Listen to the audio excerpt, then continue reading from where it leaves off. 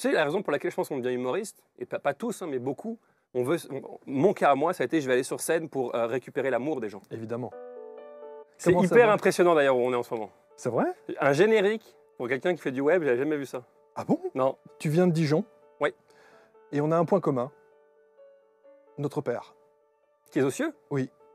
Que ton nom soit sanctifié? Absolument. Quel père? Et que ta volonté soit faite. On a le même père? Ah non, on n'a pas le même père, mais on a la même histoire. Ton père est Absolument, est parti aussi. T'avais quel âge? Alors j'avais 20 ans. Ouais. Et toi, beaucoup plus jeune? 8 ans. Ça fait un trou dans l'âme. Je pense qu'à 8 ans, on s'en rend pas compte. Je me rappelle, moi j'ai 8 ans et je me rends pas compte ce que c'est que la mort. Tu sais, mon père qui meurt, la mort, c'est quoi ce concept? Il est où mon père? C'est très abstrait. D'ailleurs, je me rappelle à l'enterrement, je suis allé voir mon grand-père et j'ai dit, il pleurait, j'ai dit c'est pas grave, on en retrouvera un autre. Oui, j'ai entendu. Et donc il a passé sa vie à vouloir réussir professionnellement, avoir du pouvoir, de l'argent, etc. Un jour, il l'a fait.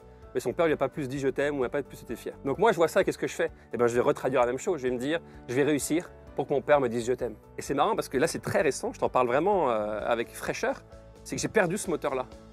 J'ai perdu le moteur de toujours vouloir plus et donc c'est très bizarre pour moi en ce moment parce que j'aime toujours mon métier, j'aime aller sur scène, je vais aimer faire des conférences, je vais aimer écrire, mais le moteur qui m'a permis d'arriver en haut au Québec, eh ben il est plus là. Écoute, j'ai découvert les fruits et les légumes, moi j'avais 23.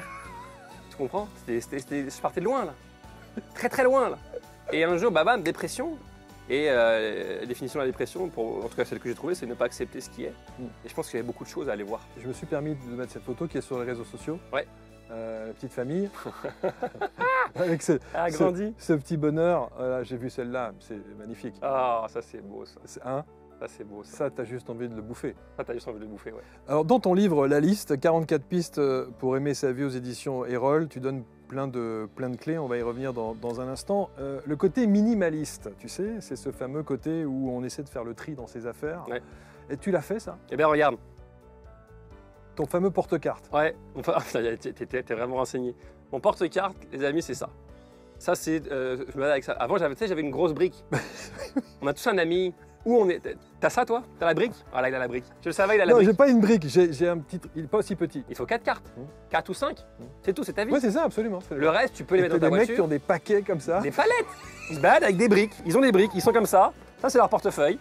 Et ils devraient se les mettre comme ça à la ceinture. Et dire, voici mon portefeuille. Ça sert vraiment à rien. Et donc, moi, un jour, j'ai compris ça. Et je me suis dit, attends, je vais m'alléger la vie. Et moi, j'ai besoin de m'alléger la vie.